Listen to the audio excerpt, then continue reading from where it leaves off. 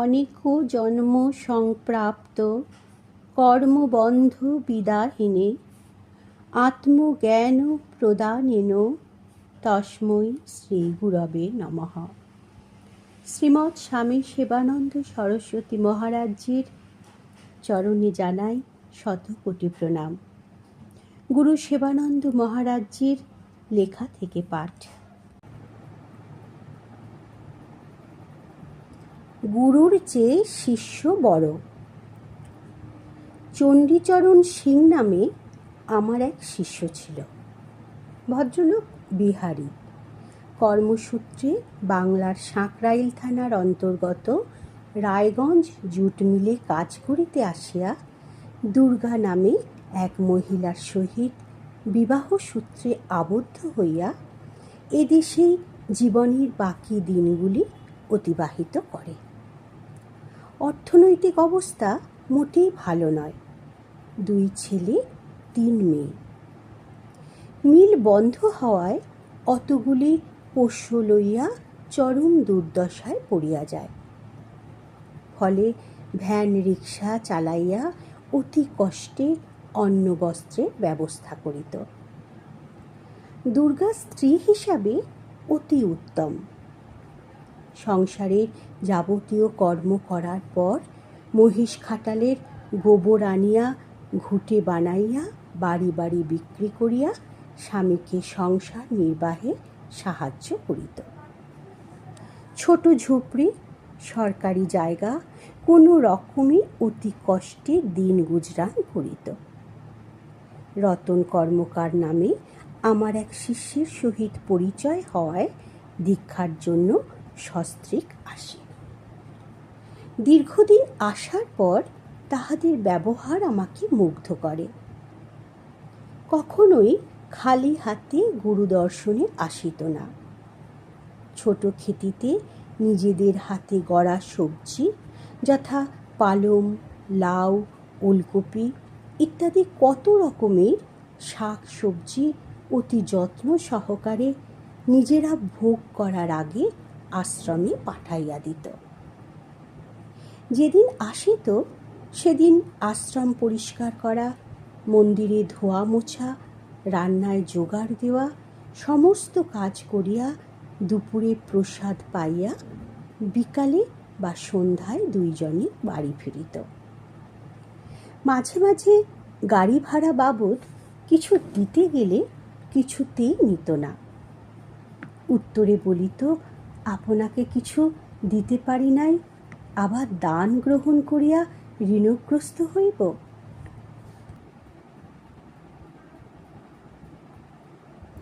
একদিনকার ঘটনা।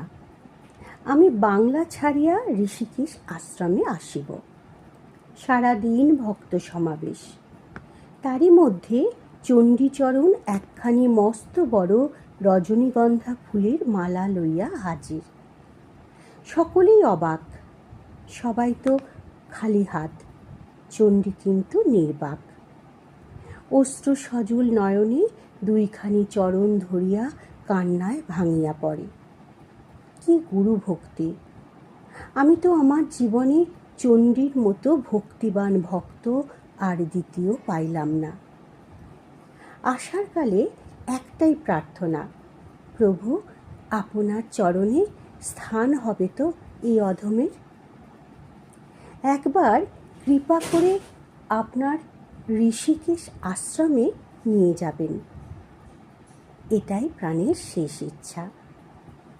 অবশেষে চণ্ডীর শেষ ইচ্ছা পূরণ হইয়াছিল।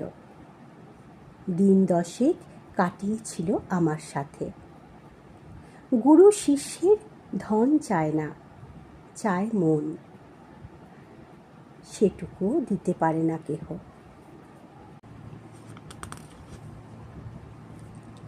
মৃত্যুই জীবনের শেষ পরিণতি। মৃত্যু আছে বলিয়াই জীবনের এত কদর। কিন্তু বড়ই আশ্চর্যের বিষয়, আমরা কেহই মৃত্যুকে বরণ করি না, অর্থাৎ কেহই মৃত্যুকে আপন করিয়া ভাবিতে পারি নাই। নিতান্তই ভিখারি অতি কষ্টে দিন যাপন করে। সেও চায় না তার এই দুঃখময় জীবনের অবসান ঘটুক। রুগ্ন, খঞ্জ, বধির কত কষ্টে দিন কাটায়, তবুও তারা কেহই মরিতে চায় না। কারণ একটাই, ভোগ। সুফলা সুজলা শস্য শ্যামলা বসুন্ধরার সুখ কে না ভোগ করিতে চায় বলো? ভোগায়তন এই শরীর ভোগ ছাড়া এক মুহূর্ত থাকিতে পারে না। যার যেমন আয় সে তেমন ভোগ করে। বাসনা আর ভোগের অন্ত নাই। অশীতিপর বৃদ্ধ, শরীর অকেজ, চলিবার শক্তি নাই, সম্পূর্ণ পরনির্ভর, সেও চায় না আমার মৃত্যু হোক। কিন্তু মৃত্যুই তো ঈশ্বরের অমোঘ নিয়ম। পুরানো পাতা ঝরিয়া না গেলে বৃক্ষে নতুন পাতার জায়গা হইবে কি করিয়া? শত আয়ু লইয়া মানুষ বাঁচে।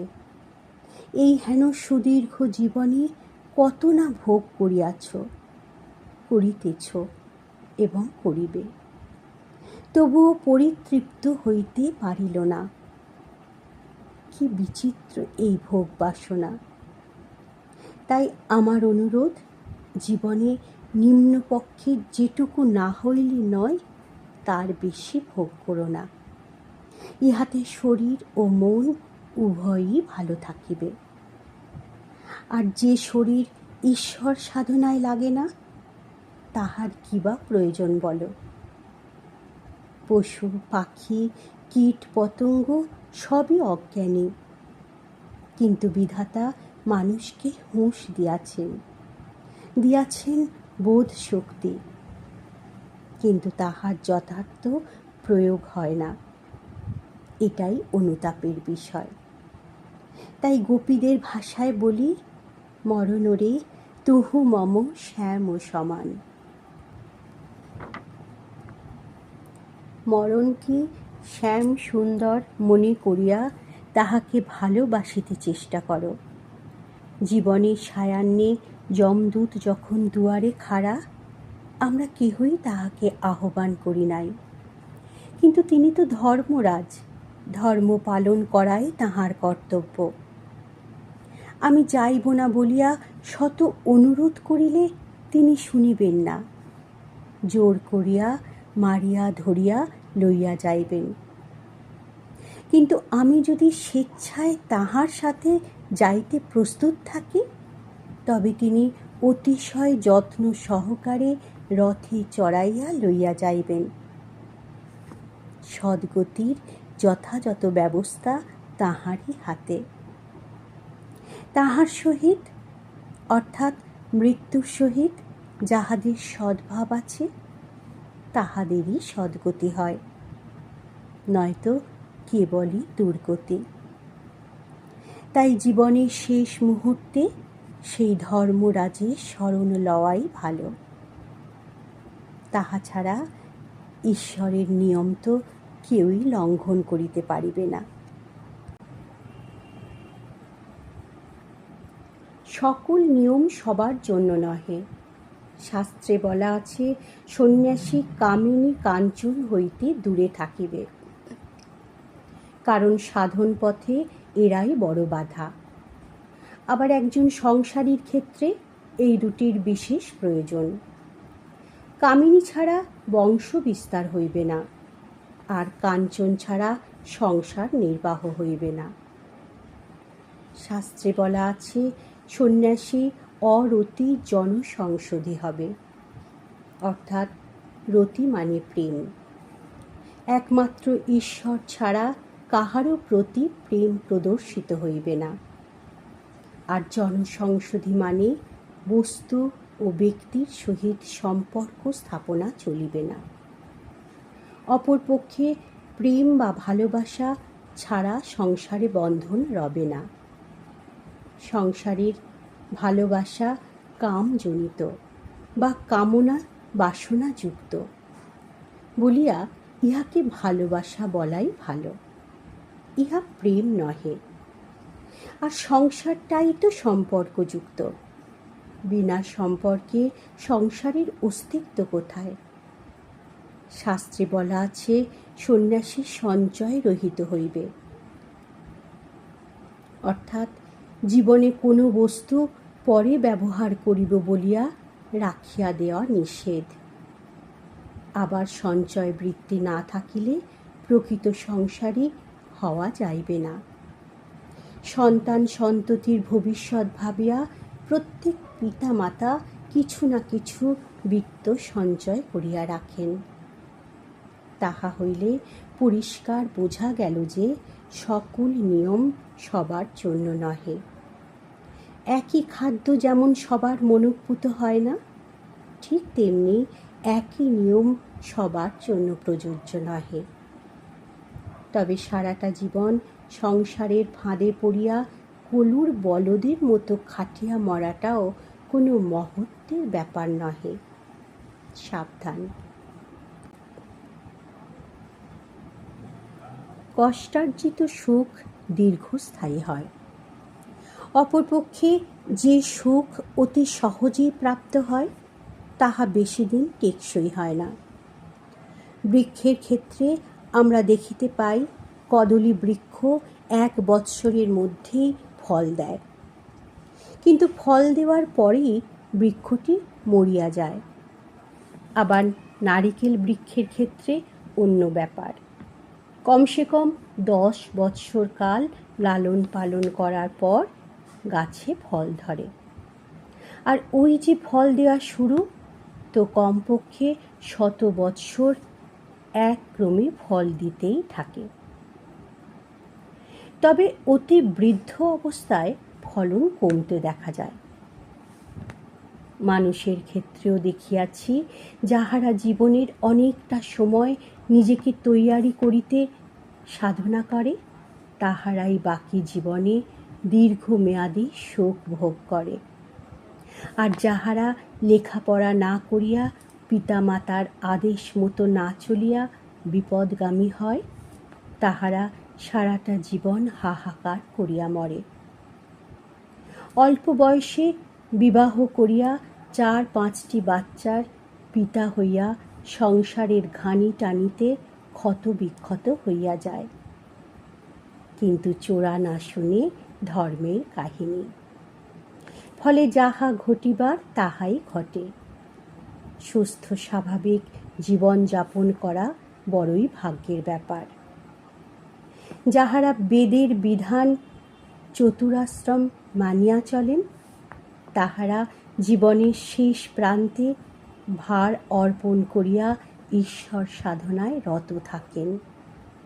কখনো কখনো সস্ত্রীক তীর্থভ্রমণে বাহির হইয়া পড়েন। কোনো স্থান ভালো লাগিলে একান্তে কিছুদিন কাটাইয়া দেন। সংসার হতে দূরে যতটা থাকা যায়, মায়া মোহ মমতার হাত হইতে ততটাই রেহাই পাওয়া যায়।